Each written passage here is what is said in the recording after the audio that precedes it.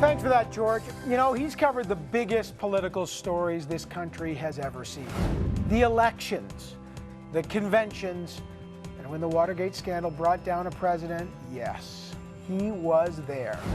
For 40 years, the great Don Newman has been one of Canada's most recognized broadcasters. And what a voice he's got. I'm Don Newman. Welcome to the broadcast. As the CBC's senior parliamentary editor, Don, who started as a print journalist in his hometown of Winnipeg, has interviewed all the major players. It's nice to have you with us here on Newsworld. Thank you, Don, for inviting me. And now that he's retired, Don's taking us behind the scenes of the press gallery in his wonderful new book, titled after his signature phrase, I can't even do it.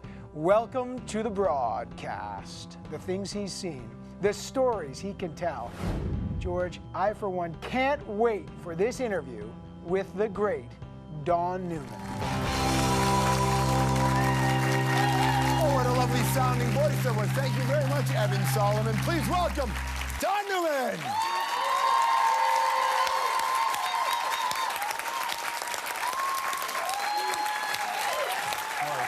All right, buddy. Good to see you. How are you?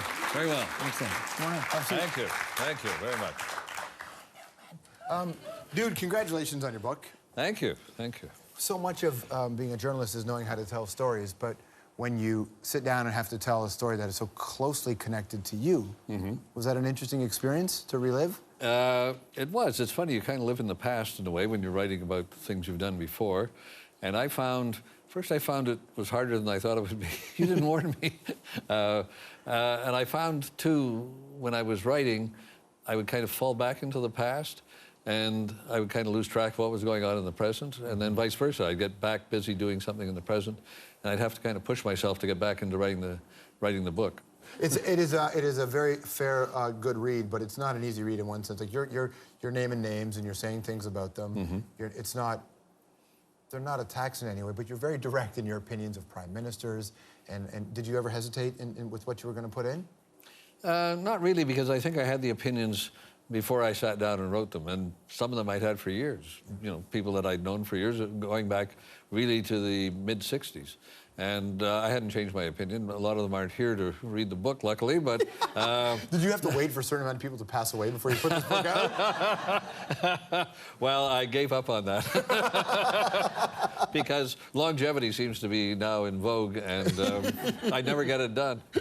The journey is interesting for anybody who's seen politics change over the years, but to see it from the front row must be particularly interesting. I mean, it certainly has changed. Oh, completely, completely. And the way the media covers it and the importance of the media and various media's importance has shifted. When I started, it was still really a newspaper world, and people in politics related to newspaper deadlines and they related to newspaper reporters. But what is really happening now is that people are sending out tweets, and politicians tweet. And they now really bypass the media, whether it's newspaper reporters or television reporters, and they go directly to the public, and they can basically say anything they want. Right. And it's not like a phone call where if a reporter phones you up and you say something, and they ask you, well, how about that? And it wasn't what you said last Tuesday, and so forth. And so now you have people like the Prime Minister sending out tweets, opposition leaders sending out tweets, the Pope sends out tweets, and you don't actually basically know whether they really are sending them out. That's the other thing. Right. I mean, I hope the Prime Minister isn't sending out tweets. Being the Prime Minister is a busy job. And you shouldn't be sitting around, you know, doing that. I always just every now and then check out the Prime Minister, anybody in the Privy Council. I check out what they're tweeting between 1 o'clock in the morning and 5 a.m. Because that's when you think it might be them. Or a super drunk staffer. That's right. That could be more fun. That could change the world. It certainly could. What's so interesting about your experience as well, and it's in the book, which I find so fascinating, is you were there when a shot rang out against a president and no one knew. That's right. Right? Because when it was a Carter, wasn't it? No, it was Ford. Ford. It was Ford in San Francisco in 1975. And the shot rang out. It was somebody in had to fight a Union bullet. Square. Yep. there was a woman named Sarah Jane Moore who was wearing men's clothing and a hat, and luckily she missed because somebody in the crowd saw her bring the gun up and took her arm like that, and the bullet went off nowhere.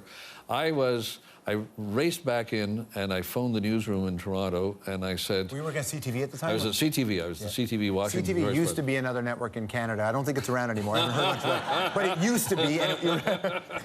Well, it certainly was when I was there. I can't speak for it beyond that. Okay. And I phoned the newsroom in Toronto and I said, someone's just taken a shot at Ford. And the person said, well, it's not on the wire. And I said, I don't care, I'm here, you know. And they pushed him in the car and drove off.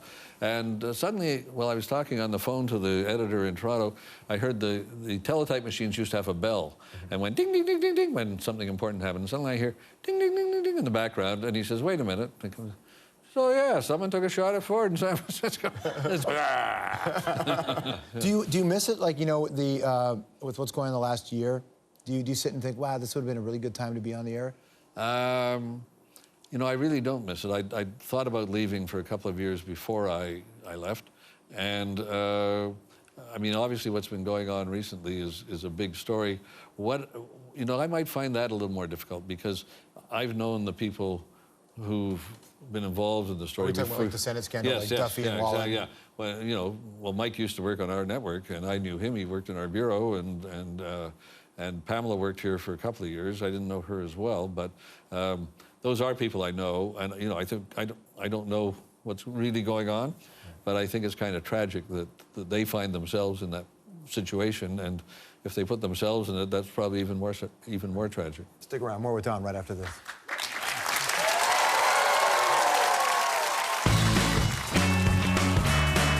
All right, coming up, Don's interviewed all the biggies, but who's the one politician that gave him a really hard time?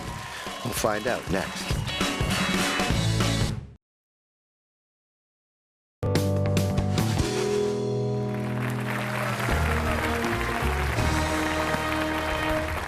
It's Newman News. Welcome to the broadcast. I'm Don Newman. Blah, blah, blah. Well, the Australian government is warning Australian travelers to avoid Canada. That's where Don Newman is at Air Force, taking a run at him. It's all right, right? Now you know why I had to leave. That's exactly why I had to leave. On the book, by the way, I love you have the, you know, like every book has some sort of praise or quotes about it. Here's the Right Honorable Jean Chrétien, Prime Minister, says, sometimes he socked it to me, but I replied in kind. Yeah, and he did. He did. Yeah. There's a sporting level. Did you ever have a moment in an interview where you just thought, oh, this is going to go really badly with a leader? Not really, but Chrétien liked me to sock it to him, and so he could sock it back. Yeah. And sometimes we'd have it. First, I interviewed him when he first became Prime Minister, and he'd been Prime Minister about 2 weeks. And I said, well, thank you, Prime Minister. I hope you'll come on often. And he said, oh, I'm not going to come on often. He said, I watched what happened to Trudeau and what happened to Mulroney. They were on all the time and sticking their nose in everything, and they ended up hated. So you're not going to see me very often. Well, of course, he turned out to be the Prime Minister I interviewed more than anybody else. He just couldn't help himself. And when we get finished, particularly if it was kind of a back and forth, at the end, he would sort of lean over and say, hey, that was good, eh? Yeah. You know, it was good for you, but good for me, too. I could talk to you for hours and hours and hours, and hopefully you'll come back, but I want to run some names by you and tell me what you think in terms of Hayes and Argue. Hayes and Argue threatened to kill me. Yeah. Hayes and Argue is a CCF member, right? That's right. Yeah. Hayes and Argue ran against Tommy Douglas for the NDP leadership, to be the first leader of the NDP, and he lost. And they were both from Saskatchewan, and Hazen was mad, and he decided to become a Liberal, and he started negotiating with the Liberals to run federally in the same riding, Assiniboia, in Saskatchewan. And I got wind of it. I was just a kid reporter in Saskatchewan. I was about 22 years old. And I was able to confirm the story. My editor said, okay, put it on, and I did. And Hayes and Argue denied it. He was in Ottawa. And about a month later, I ran into him in a little town in Weyburn, Saskatchewan. And he just grabbed me by the shirt. I must have weighed, 152 pounds, you know, soaking wet. And he said, I should kill you for doing that. And I said, well, I think the story's right, and I'm standing by it. And about 3 months later, I got a phone call on a Sunday afternoon, and this was in Regina. And I picked up, I said hello, and he said, Don, Taze and argue. And I thought, oh, he's coming to get me. What am I going to do? And I said, oh, are you in Regina? Yes, I am. He said, I'm going to the riding tomorrow to announce that I'm joining the Liberal Party to be the candidate. So I said, I was working in radio then. I said, well, I'm going to put that on the radio right now. Yes, I wish you would, he said. And he didn't threaten to kill me. And over the years, when I would see him after that, I never mentioned it because I was afraid. And hopefully he never did anything about it because I was right. But anyway. They hate you till they need you. Yeah, that's right. That's right, yeah. All right, can you just say it once for me? Just say it once. Welcome to the broadcast. Love that. Don Newman, everybody. There's his brand new book. We'll be right back.